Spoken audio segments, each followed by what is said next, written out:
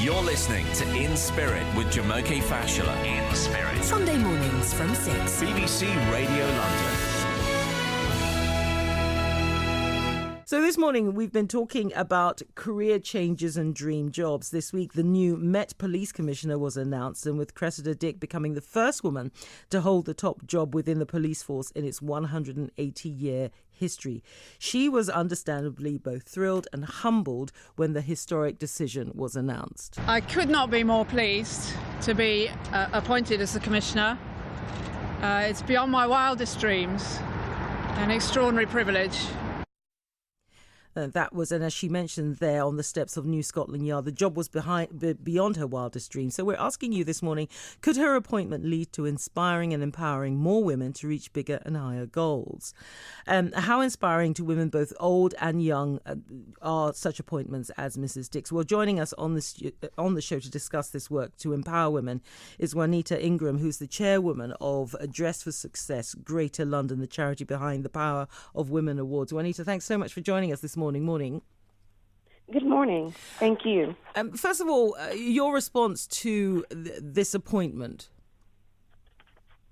Yes, well, I believe it certainly could inspire other women. I think certainly when we see the achievements of others, we certainly have something to reflect upon and perhaps draw strength from. And is it an example that the glass ceiling, so-called glass ceiling, has finally shattered?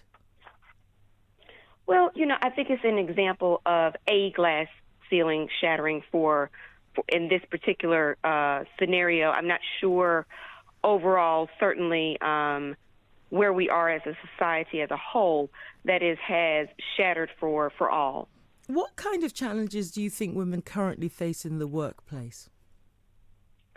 Well, there's an abundance of challenges. I think certainly always is the challenge of work-life balance, so to speak, the challenge of being seen as capable as perhaps the male counterpart.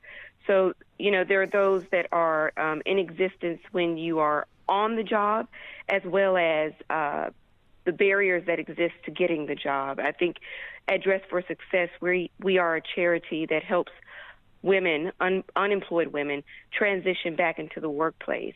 And so we see both the barriers prior to obtaining the job as well as on the job as well.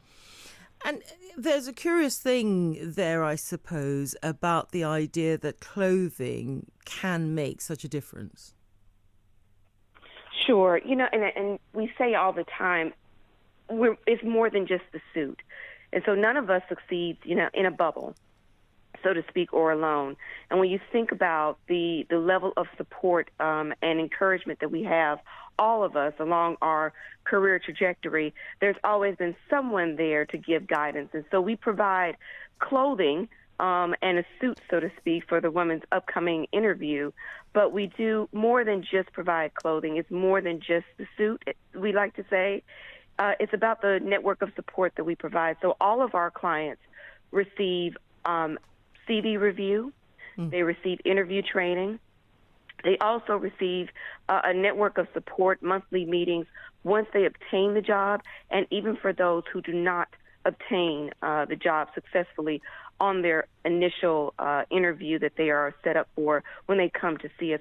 We do globally have around a 50 to 60% success rate. So what we do actually helps, but it's about building the confidence of the woman from the inside out. So it's not just about the suit, but also the level of support. And that level of support, I presume, varies, but it must be quite a sensitive thing to do to enable people in this way. Absolutely, and it is on a case-by-case basis. But really, it's something that we all need. Everyone has, and I can think of several women and men that have served as mentors along the way in my career. I'm a lawyer, and I've had several people, women and male, that came along the way just to give that bit of guidance. Some of our clients vary. Years ago, we used to say that it was underprivileged or disadvantaged women that we served in a socioeconomic sense. But today, the demographic of women that we help really is diverse. We have everything from perhaps the woman who has been out of work for a substantial period of time on maternity leave and is now re-entering the workplace, or someone who has been made redundant and perhaps just needs some help and guidance in terms of updating her CV, and perhaps she hasn't interviewed for a very long time, to women who have survived human trafficking and homelessness. So the gamut and the continuum of women that we serve is very diverse. But we all have someone in our lifetime, in our careers, that has come alongside us and said, here's my idea, or here's what you could do a little bit better, and I believe in you. So the confidence building aspect is very sensitive, but it's also extremely rewarding and almost instantaneous. So we have a real huge impact in a very short period of time. How do people, if they're interested in this kind of work, particularly if they need the sort of support that you're describing, how do they find out or get in touch? Sure. All of our clients come to us from what we call our referral agencies. So they are other charities and in particular job centers that are signed up, and they refer the clients to us. So all of our clients have an upcoming job interview. And so most of them are either signed up through the job center, or they're working through another organization such as Crisis or Working Chance, and they're referred to us. So they should look to those organizations, and we have over 80 job referrals and over 80 referral agencies that are signed up with us. And then if people wanted to donate, because obviously you've then got the clothing aspect, does that just come from big companies, or does it come from individuals? How does it work? Sure, it comes from both.